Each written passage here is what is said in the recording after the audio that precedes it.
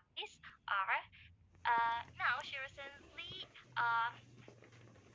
is a PhD candidate at University of Birmingham. Alright. And now, everyone, I'd like to welcome Miss Arina Rahmatika to deliver her presentation with the title Understanding Others, the Power of Empathetic Listening. To Miss Arina Rahmatika, please. Yeah, well then, thank you very much, Mbak Rizka. Honestly, it's such an honor for me to be here, like virtually in front of you all. And before I start, I would like to firstly, I thank my gratitude to like my friends. I let's say for today's term, my bestie. So it's your lecturer, so Teh Arini. So I should tell, I guess, a bit story behind why I finally be here in front of you all. So first time when I was being asked to share or bring this topic, I was like, I'm not sure whether I can deliver this or not because I'm not a, let's say I'm not a psychologist, and also really involved in that since let's say the topic of my research is actually not specifically in area, but then for like our bestie who can, that's the first thing, and then the second one, it's like let's give it a try. I mean, I'm thinking, what can I give like or share to you all? I have this kind of experience at least, and then yeah, come to think of it, it's not a long time ago. It's around maybe 3 or 4 months ago. I got the experience related to today's topic. So empathetic listening, or we can also say empathic listening. And in terms of my experiences, it is not only meaningful, but also I can say it changes a lot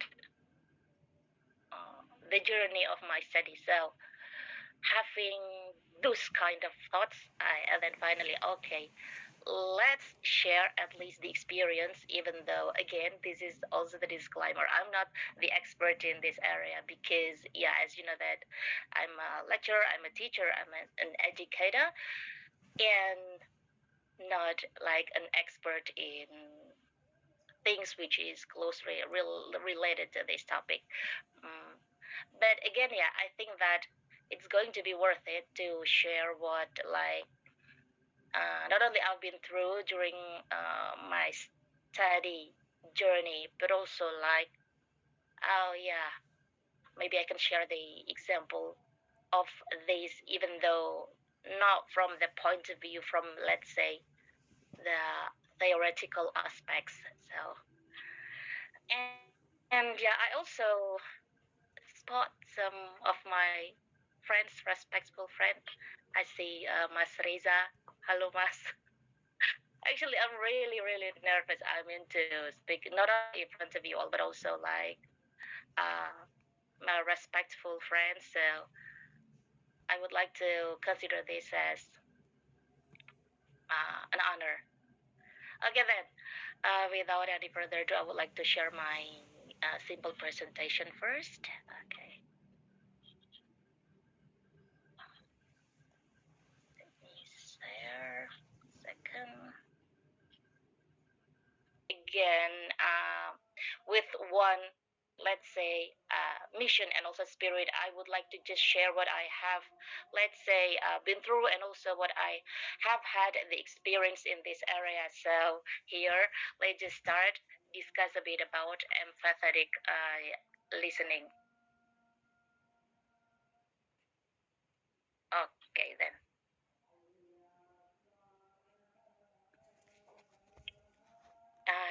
Well, then, if we discuss about listening, then we cannot talk about it or discuss about it without the first we see the types of listening.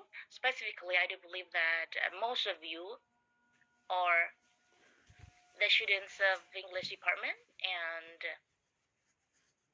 very likely that most of you are in the future you're going to be teachers or lecturers, so that this kind of listening is worth to discuss. Like so far, I believe that you have been introduced to these types of listening. The first is that appreciative listening, and then we also have comprehensive listening, critical listening, and emphatic listening. Okay, so maybe some of you are still confused. So what's different between empathic listening and also empathetic?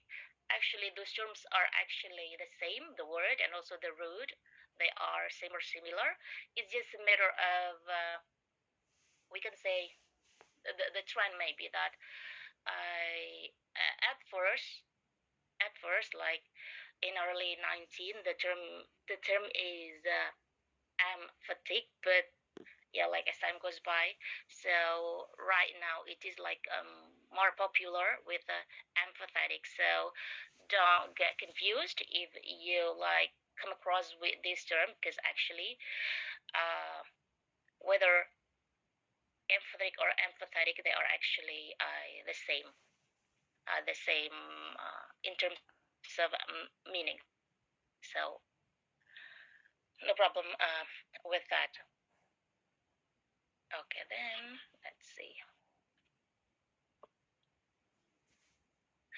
Okay, the first let's discuss about appreciative listening. Maybe this is one of the type of listening you enjoy the most. Not only you, it also me. So this is the active listening to something for enjoyment. So it's like, for example, when you are listening to music, motivational speeches, comedy radio, or television. Or in the most convenient thing or example, maybe when you are scrolling down your phone, and then while I seeing, possibly when you go your Instagram or maybe YouTube or anything, you just listening without, let's say, so much to do or to expect. All you are doing is just try to enjoy and listening what you are coming across while scrolling. So maybe in terms of the types, this is one of, like, let's say the easiest one. I mean, like, you don't have to, you don't have any, like, let's say, expectation. So just you just enjoy what you are listening. So this is appreciative listening. And the next is, okay, let's see, this one is comprehensive listening. Well, when you are a student, I do believe that since maybe the first or the second semester, you will see, or you will have this kind of listening. There will be like stages for your listening, and sometimes we see like different terms in the stages, like the previous one. But for this one, comprehensive listening, I do believe that you will have this since it is closely related to your academic activities. Why? Why the thing, or I mean, comprehensive listening is included in your curriculum or the thing that you have to learn? Why not the previous one? As you can see from, let's say, the definition, that it is the act of listening with the intention of understanding or learning something new. So, for example, when you're listening during a training session, TED talk, or lecture, and also that at this stage, you need, let's say, a more active or an extra attention. You have another task to do rather than just enjoying or for the sake of fulfilling your enjoyment or for amusement. So, studying for comprehensive listening, you have to, or we have to try to understand at least from the things we are reading or we are listening, we can get what it is actually talking about, what it talks about, and then what new things I can generate or I can get from this. So in terms of the level, this is like a bit higher than the previous one. And then the third is like critical listening. It is closely related to critical thinking skills. And yeah, discussing or talking about things related to these skills, critical thinking skills. Well, I should say, like general, this is one of the hardest one. I mean, specifically for the educators or like students, because in this type of listening that you have to, let's say, analyze and evaluate the presented information. So rather than getting the new information you can gather from the sources, you have to like started to think beyond what it is written or what the things you can hear from. And that's why if you pay attention to your, maybe, again, the stage of your listening stage, when you have the real like comprehensive listening, and there will be critical listening, because at this stage, if we talk about critical, then we will deal with something which comes from our idea out of the text or the written text or the things that literally we hear or listen. And for the critical listening or anything related to critical thinking skills for the student, I would like to correlate this with my study also, because like for your information, my topic is actually in writing, so I focus on exploring the implementation of what's called by data-driven learning to teach writing. And the similarities between this topic is that while I try to teach the critical thinking skills to my student, means that my students will have to do this kind of activity, critical listening. So, like for any kind of activities, if you want to go, or if you want to, let's say, upgrade your ability and also your skills, make sure that once you have the ability to comprehend a thing, go up, update yourself so that you can reach this level, critical thinking skills. And again, this is not something like innate, means that you have to be born genius in order to be, or in order to be able to do the critical thinkings. Rather, in my experience, this is more like skills which we can acquire by practicing and practicing. And yeah, like nothing is impossible, even though nothing is easy for sure. So that's like a bit about critical listening. Okay, well then, after that, we will go to empathic or empathetic listening. This is a topic that we are going to, let's say, discuss today. This is, we can say that the most effective listening technique for understanding a person's behavior, emotion, and motives. So if we closely pay attention to even the definition itself, there is a, let's say, big difference of the focus. If like the previous one, we focus on, let's say, the first on the content, and then we try to go through what's behind this. But empathetic listening, I can say during the process, it covers those previous types, but this one, the focus is for understanding a person's behavior, emotions, and motives. Well, then, do you think that it is easy or difficult to, let's say, let alone understanding a person's behavior, even just to, let's say, to get a person's behavior, emotion, and motives, like literally when someone smile, usually we can say that, oh, she's happy, or when let's say our friends is not feeling good, or for a day he or she has like a long face, then we will directly say that, oh, she's not in a good mood. But understanding a person's behavior, emotions, and motives, it's like we go deeper more than that. So it's like a bit complex.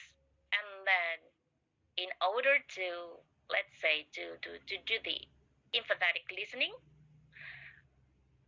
I guess it's not enough just to have the ability to, like, critical thinking while listening, that, oh, okay, when my friends are saying this, it means A, B, C. Because there are several aspects that we have to consider.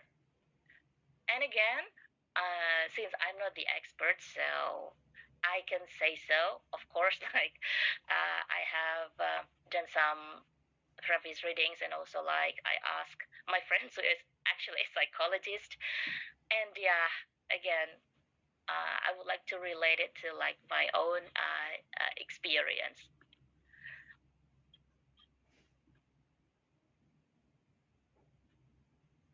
Okay, then let's go to this first. If we discuss about empathetic listening, then firstly, I guess we need to look up at least to the definition if we open our dictionary, or then, or you just I do Google or Googling, then you will find that the definition of empathetic is showing an ability to understand and share feelings of another.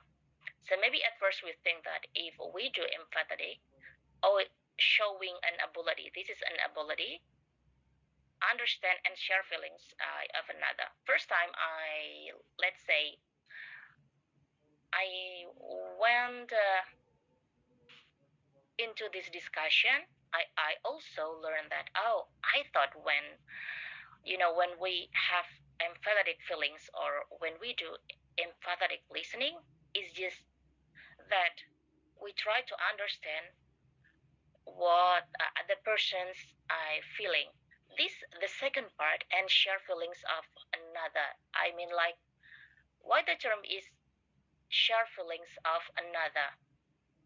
It's, I don't know, I like, to me it sounds interesting, the term that, let's say, English language use to understand and share feelings with another. Usually when we do listening, we are in the passive position, right? That, okay, I understand you, that's all. If I can understand you, it means that I know you, I know your situation, so like I'm in the position of, okay, I can give commands, etc. But the term is, and then share feelings of another, share feelings of another. This term give me like reciprocal feelings, or reciprocal things, that when we do listening, it's not only that we listen to them, but more than that, after we listen to them, there is the process of sharing feelings. Means that our own feelings is actually must be there to respond. That's why uh, I would like to quote from the first is the expert in this area of psychology, Alfred Adler, that empathy is seeing with the eyes of another, listening with the ears of another, and feeling with the heart of another. So the focus is on another, even though, just like, for example, when you are doing a critical listening or critical thinking things, you will focus on your own thinking or you focus on yours. But when you do like things related to empathy, then the focus is going to be someone else, that another person. So here is that it is clear that the focus is somebody else, even though maybe in practice is not going to be that easy to be, let's see, maybe when our friends are coming to us and then they want us to listen to them or they want to be heard, we will think and we will feel that, okay, I'm listening to you. But whether we are actually thinking the way they think and also the way they feel is like another case. I mean, it does not automatically happen. So this what makes empathetic listening, in my opinion, is really challenging. Because again, I would like to quote from John Steinberg. He's a famous writer from America, a Nobel winner in literature. Like once he said that you can only understand people if you feel them in yourself. So like this is two different things. The first is that you have to understand people, but not from your only or merely from your point of view, but rather feel them first in yourself. So can you imagine? Like we have to we have to get what the way they think, what they feel into us, and then we process them, and after that we give them back to them. So again, it's not an easy process. I also like read the articles that maybe you already got, and my what I was thinking when I read that was like theoretically it's so complicated, so that's why I decided not to put that theoretical things into this slide. So I just try to understand it and then okay, let's present this in another way, because yeah, it's really complex when we talk about, let's say, humans behavior, humans mind, anything related to psychology, then it is complex. But yeah, still we can still have the chance to make it simple and use it in our own context, in this context that we are related to education. So let's see. Okay then, so that's after like learning of the characteristics of the empathetic listening, then we can go to this, let's say, definition that empathetic listening is actually part of the active listening. Active listening itself is identified as a way of listening instead of type of listening. And this listening method focuses entirely on what the other person is saying. The listener then confirms the content and what was heard and the feeling the speaker projects about the message. Here, what I would, to me, which is interesting is that this part not only focus on what other person is saying, but then confirms the content of what was heard and the feeling. So like continuing the story that, for example, when we have a friend is coming to us and then he or she wants to be, let's say, listen or to be heard, and then there will be process that we have to feel what they feel, see the way they see, and extra. And after like we get the sense about what they feel and then what they see, it's not the end of the process. we still have to pursue more, we still have to go more with the confirmation or confirms the content about what we are listening to, or what we have heard. So in this case, it's like, again, because empathetic listening is more to another people or another person. It means that once we have the idea, we have to confirm so that we will not misunderstand what we are, let's say, sum up, or what we understand, or what we get from them. So it's like we cross-check again whether what we are thinking is actually what they are feeling. And thus, this listening includes the mechanics of active listening and takes the listener a step further. So usually, the empathic listener begins with the intent to immerse themselves fully in the other person and what they are experiencing. So it's like you have to, maybe for a while, you have to put aside your, what's it called, your own thing, your way of thinking, your idea, in order to understand them and their way of thinking. And after that, of course, there will be the process where you yourself, your value, what you think, what you believe, will blend in that. And after that, you need to do, or you need to get the confirmation about what you have concluded, whether it is actually what they are feeling. So in applying these listening techniques, that's why it includes emptying ourselves of the need to be right, or our individual autography, as our personal narratives may interfere with the speaker's story. To make it easier is that if you want to try to understand a thing, we can use like the philosophy of a glass and water when we are learning. If we want to learn maximally, so we have to make the glass empty so that you can get, or you can contain more water. If your glass is already full, then it's going to be, let's say, harder to feel it more.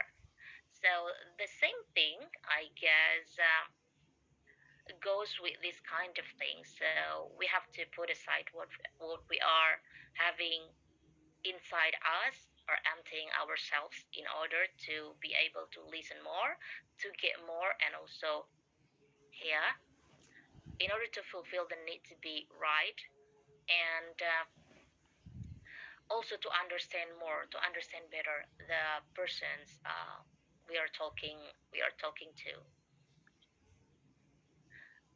And then, so Bob Burke once said that sometimes the most influential thing we can do is listen. I can say that the most, and maybe the least, but can be the most influential thing we can do is listen.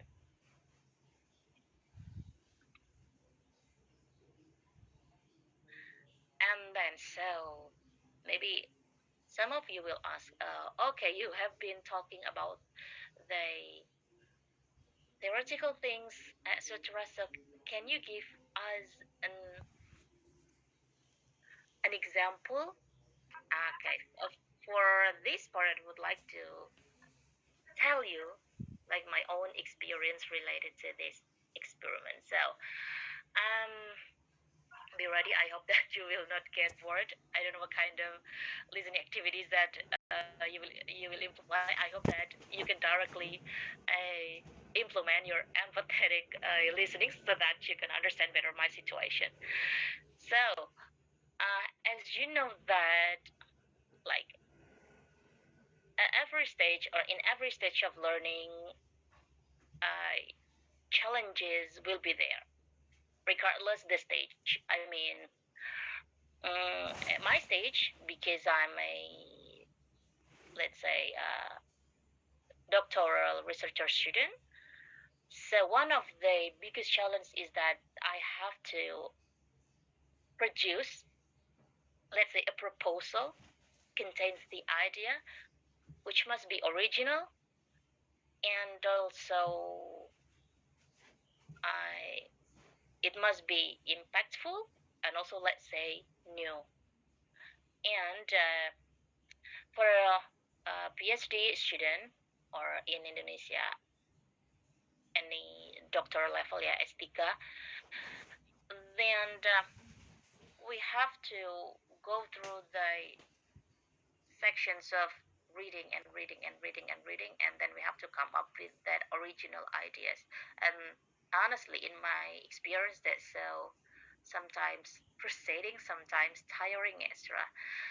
And also, when I was, let's say, in my first year, right now I'm in my second year of study. So I would like to tell you a bit of my experience from my first year. So first time when I arrived here in UK, Birmingham City, I got a problem.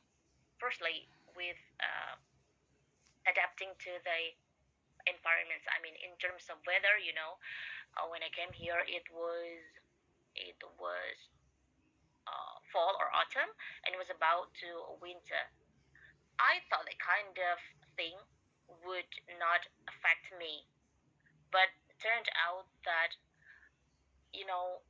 the weather, the gloomy things, it was real. I mean, it influenced me, and also I had to struggle because, like, being far away from my family at that time, and yeah, lots of things happened in my head. Meanwhile, academically, I still had to go on with that. And then, in my first meeting with my supervisors, actually, I have two supervisors. They already warned me about the challenges that the challenges which I may face. And at that time, I thought that, don't worry, I'm pretty tough. I've been through a lots of things, so I'm so confident that I can get through this. But after 1 and 2 months, I was like sitting in front of my laptop. I read some, but I couldn't write or type even a single word. I didn't know what happened to me. It's like, my brain is not saying it's broken, but rather than maybe it's like freezing state that I got like a mental block. Meanwhile, I think that for the next meeting or every meeting that I had to fulfill all the requirements. And when on like the third month, it's a time for me to have we call that as monthly supervisory meetings.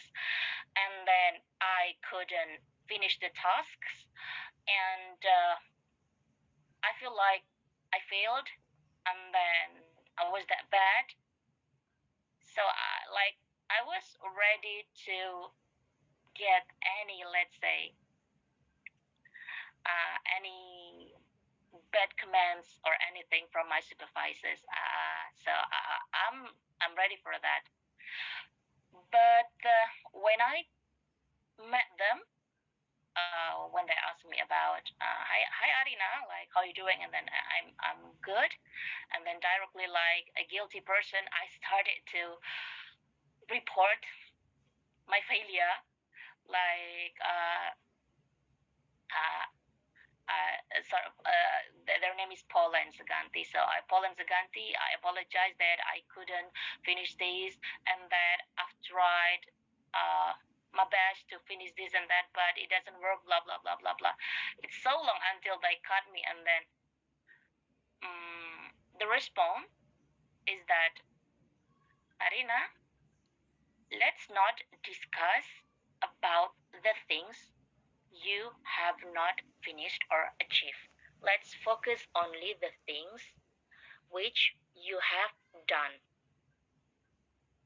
So, after explaining a very long, let's say, a pitiful story that miserable story, then I only get, let's say, one response, one sentence, and I was like, I didn't expect that I will give that kind of a response, because I already expected that I'm going to get the response like, oh, actually, okay, you have to do this, you have to finish this, you have to remember the deadlines, that in this stage you have to do this, this is how come you have lots of time, then you didn't make it, etc. I was expecting that kind of response, like, sorry to say, usually when I have in my like previous set experiences.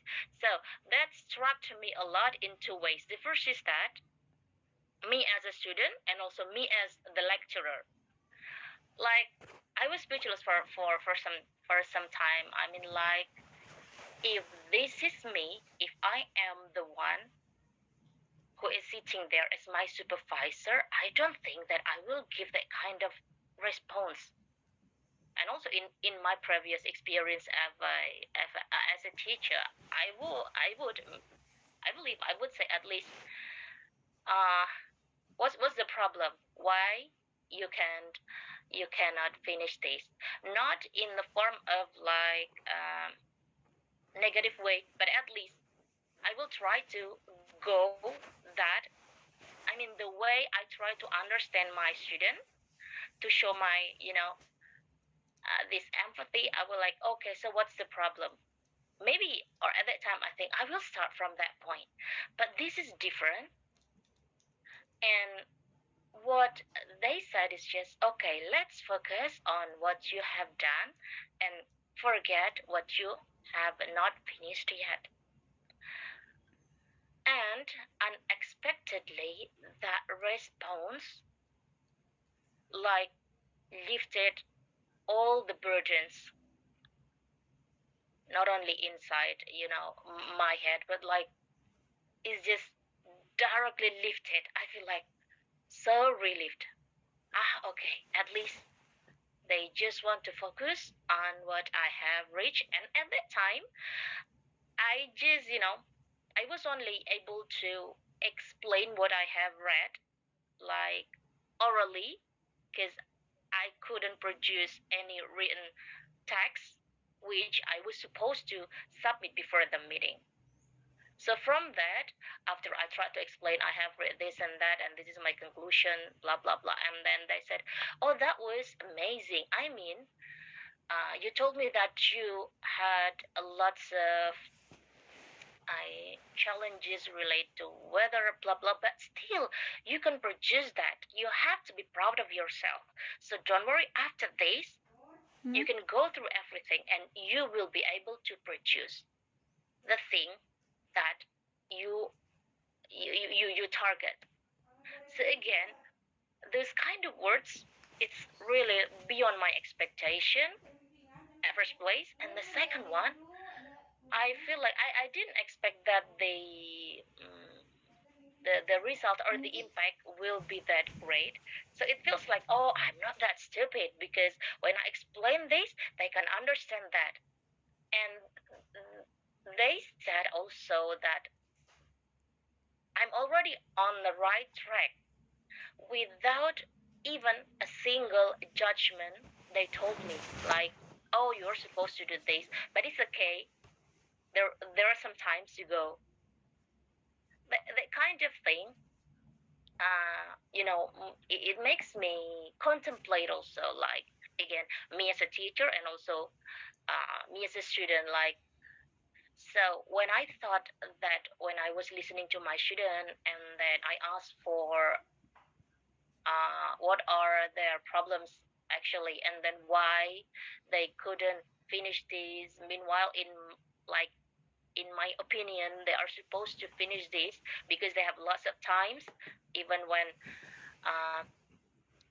they have, let's say, they have to do this and that, but still they have enough time to finish their tasks. And I'm just thinking, if I got the different response, like when after listening to my explanation and also story, when they came with a response like, okay, so what are your problem? Or maybe, yeah, even though that's not good, but you are still good.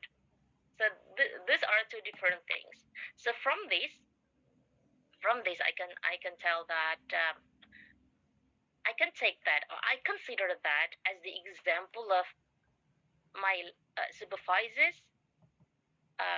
They were giving me, or they were doing empathetic listening, in which the impact is really huge, not only in the way I think, but also after that.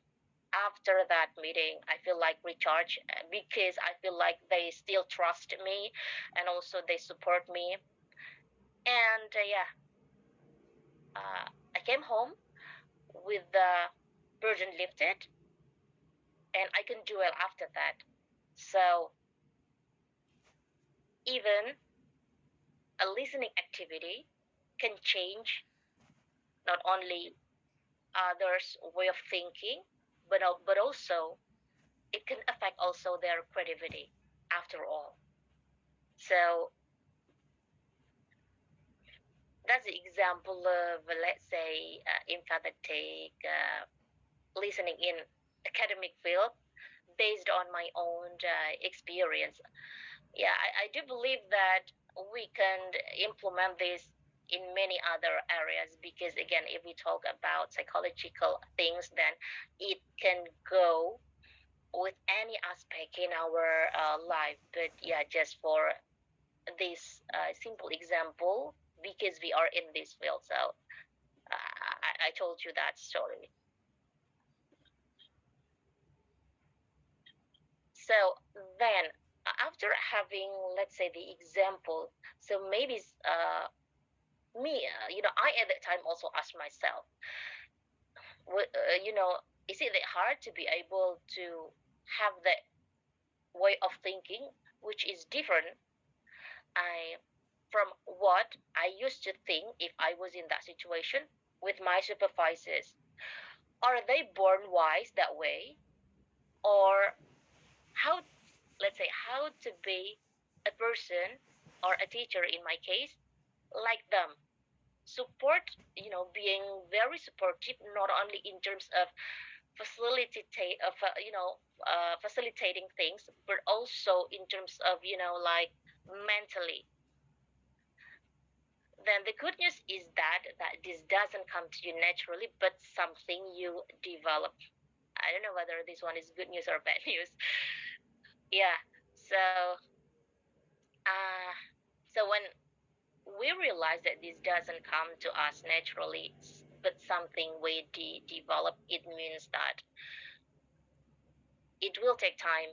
It will need time, not only to actively produce or being able to be that kind of person, but also first how to get the idea of what it is and how it is like from my previous experience.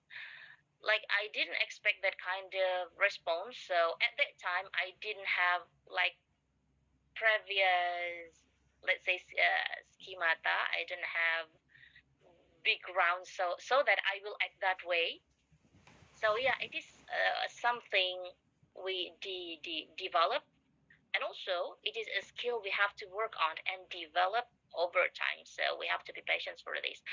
But the good thing is that it is a skill, means that we can upgrade our level. And right now, if you are a student, I guess being empathetic is important. Not only it's important, at least for you and your friends, or today's students term is like your circle, right? In order to avoid the toxic circle, maybe you can try to, okay, I want to be an empathetic a listener, so that my circle will be more will be healthier than the previous one. Because usually, sometimes among friends, let's say among friends, we will be like so direct, we'll be so honest until at the stage that we will not we will not think, or we will not consider that what we say to them, even like the worst one, will not affect them. Like, don't worry, I'm just being honest. We are friends, so I can say, or I can be honest as possible, so that sometimes at a point, it's still, if we are human, that kind of word can hurt other. Sometimes if we are talking to our circle, that kind of thing, the level of awareness will be like different.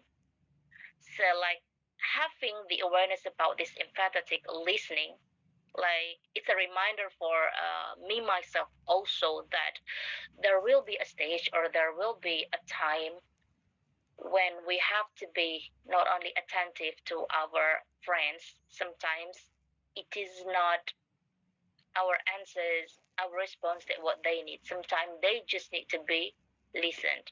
Very often that people, when people coming to us telling about their problems, actually they have known, or they have already gotten their answers. They know what they have to do, but they just need to be listened. And that's already part of the empathetic listening. Okay, for the benefits, there are lots of, I just like to, in our areas, it just improve your communication skills, because it's part of this also. It's part of the psychological thing, and also it can develop your communication skills, and this, you can increase your academic understanding, at least.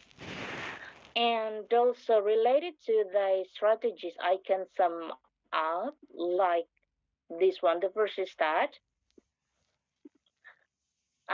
you have to be patient. That, for example, by starting by making them feeling understood, listen for the deeper meaning. This is what we are targeting, and then avoid defensive language. This is by, for example, creating a safe space means that emotionally safe atmosphere. So avoid like being so judgmental about what they are saying or what they are feeling. And also our body language, for example, we can give verbal or non-verbal encouragements. So for example, just by nodding your head when listening to them, it's already meaningful for them, specifically when you realize, or we realize, that it is not the solutions actually what they are asking for, rather than being understood. And also you need someone to listen, then this kind of strategy will be, let's say, beneficial for us. And other than that, don't forget being sincere. You have to listen to yourself too to feel it, because if not, that you will be like, maybe like a machine processing, okay, let's say now ChatGPT or things. So it's going to be good in terms of solution maybe, but whether it can touch your friend's heart, that's going to be another story. So being sincere is one thing that we have to do, because it is important not to just try to help, but just to listen. Again, sometimes it is not help what they are asking for, rather than being understood, having someone who understand them. And also like very often that we can actually sense whether somebody else to us is sincere or not. So make sure that you're being sincere while you do this kind of thing. And also acknowledge before trying to solve. Or sometimes you acknowledge means that you have to understand, you have recognized again what they see, what they feel. After that, you can come up with the ideas about the things you can help to solve their problems. Or even sometimes you do not, you know, you do not reach to this stage. Is the case. Sometimes acknowledgement is all what other people wants. Okay. And then there are things that we have to remember, that actually people can feel our intentions, whether actually we are care or just acting to be care.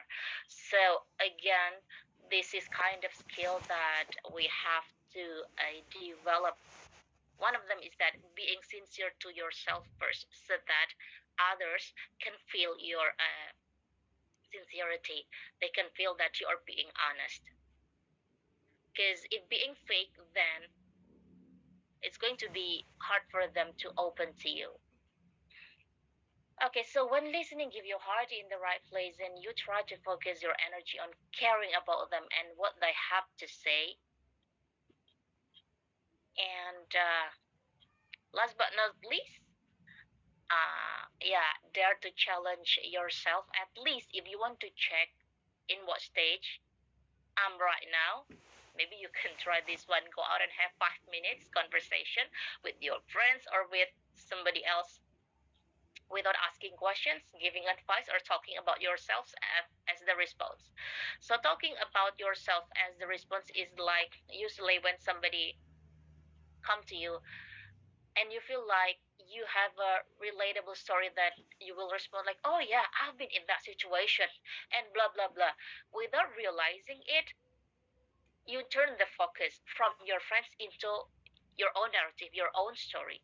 And this, I believe, or theoretically will make, the person who is actually needs the attention, needs to be heard, will like they will drag themselves or herself because they feel like he or she is not trying to understand me. He's just trying to like expose her or his experience. So to sum up, let's say that this active listening or this type of listening is physically, it seems like we do nothing, but actually, like internally inside our head, inside our heart, it can be tiring from the, let's say, if we're still in the initial stage. But the good news is that because this is not an innate or inborn skill, it is skill that we can develop during time and also based on our experiences of life. I do believe that everyone must have their own challenges, hard times. So hopefully, if you have that kind of experience, you will be a better empathetic listener rather than being someone who feels like because I had that kind of situation, so other people must suffer the same thing so that everyone can be equal. So avoid that kind of feeling. But the latest example, even though, let's say, cultural that's not accepted, but in real life, you will find that kind of person, even as I said earlier, in our circle.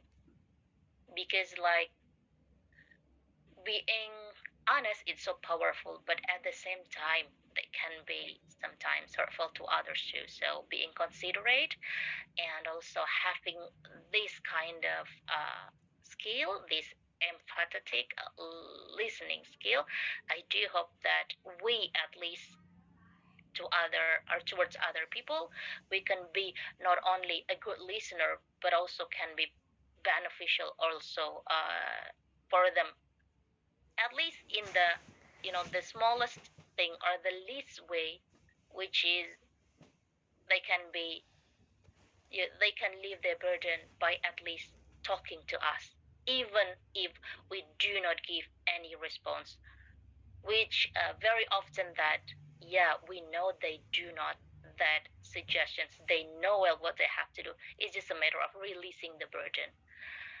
So yeah, it's already an hour. Thank you very much for listening like my story, because again it's about like the experience meets small reading and small research. Thank you very much. Thank you very much, Miss Arina, for sharing such interesting and insightful presentation.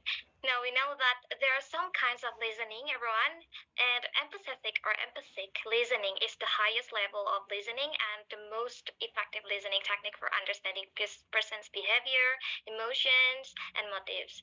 It's complicated and challenging because it involves a lot of things, including emotion, closeness, attention, understanding, and many more. However, it's important to be developed because we as human being also can change our ways of thinking and also lives. Thank you very much once again, Miss Adina, for the interesting information. Okay, everyone, now we are going to the question and answer session. Alright, if you want to ask the question directly to the speaker, now you can use raise hand feature. And don't forget to turn on your camera so we can notice you. Let me see the chat box first. Is there any question here? I would like to ask, firstly, is my voice clear? Clear. Yeah, I can hear you well, Mas Reski. All right, thank you. And also thank you for giving me an opportunity for asking questions related to this material. So what empathetic listening, as you said before, that it's been sometimes we have not really good in really good situation, so we need to empathetically listen. But sometimes, in some case, that in our life, not all people are in situation, that they don't understand us at all.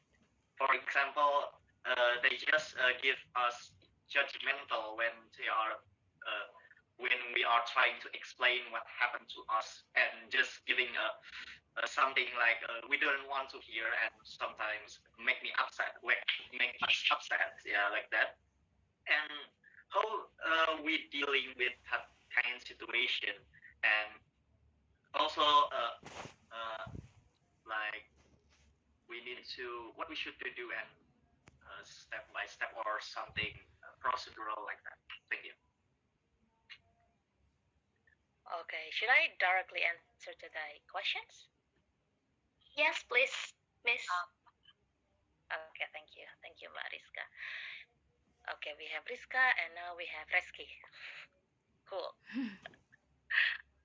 Oh yeah, Mas Reski is a very interesting questions, and also it's really relatable to our daily life, I believe. Again, I will answer based on my experience, and maybe is a little bit biased because I will answer based on what I'm like, when I have in mind, which is will be, let's say, mixed with my own experience. So I apologize if I don't know whether it's going to be fully relevant to the psychological theory again, because yeah, it needs confirmation from the expert. But based on my own experience, that sometimes, very often, that when we go to, let's say, our friends, our relatives, when we are facing challenges or problem, we come to them with the idea that I want a solution, but the exact thing what we need is actually not that. So even when we go to them, we are already conflicting ourselves. So okay, we need a solution because we need to leave our burden, for example.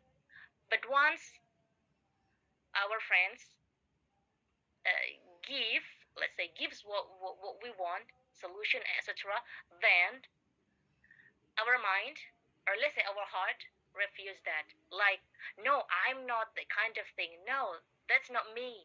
No, that's what I want. So actually talking about this is a little bit conflicting. But as let's say when I'm in that kind of situation, or right now after going through several, let's say, stages of challenges, usually when I come to a friend, sometimes I will like directly tell them that, okay, I do need someone to listen to me. I know well what I have to do that. For example, in terms of the deadline, I know I have to finish this, blah, blah, blah. But now, I get, for example, I'm stuck. I cannot do things. And, blah, blah, blah, blah. Things like that. So at least our friends can expect what I want to do. Because it's hard, it's hard even to understand what we are feeling ourselves. And then we ask others, which has sometimes no context at all. We just bump to them and then, okay, listen to me. And you have to be able to relieve my burden. Isn't that hard? So if this person is quite close, usually I will tell them directly, I need a problem. Or if they are already know you well, they will know what you need. But compared to the things that sometimes our environment can be so judgmental and we cannot like blame them because we do not know what they've been through also, because our way of thinking, our mind, it's so closely related to the environments, for example, they grown up. So to me, if I have or if I get that kind of judgmental answer or things, so I would like to feel like in bahasa Indonesia we will wear, I don't know what's in English, kacamata kuda.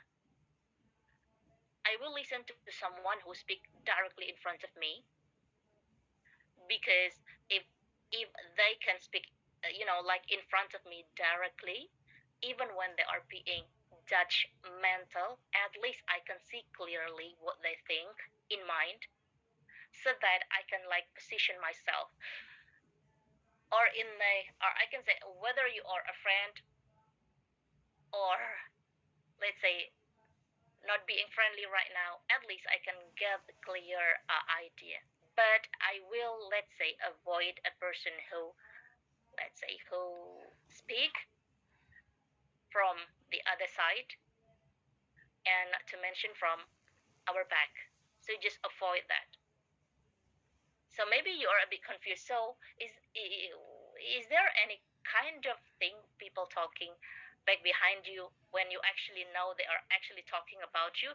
It's so easy. Right now is the era of social media. Even though sometimes we are a bit too, I think that is about me, but actually it is not. So avoid that kind of thing. Just in my case, I will focus only on someone who speaks directly in front of me, even if let's say in the worst case that they are being so judgmental. At least when they are being judgmental, I know they are being that they are honest. So if I want to confront them, I will do that directly, and there will be no problems, even if with our friends, even though that is not what I'm expecting. But at least our friends will understand us better if, oh, I'm being like this for my friends, I am being judgmental. If you do not tell them so, then possibly they will never know that. So I just talk to persons talking in front of me, but I will try to avoid people who talk from my both sides, specifically person who is talking behind my back. No way. So I guess like that's going to be my response, because no matter what, you have to focus on your own life. People will understand you, but they will not live your life. You are the only one who will face the struggle, you this and that.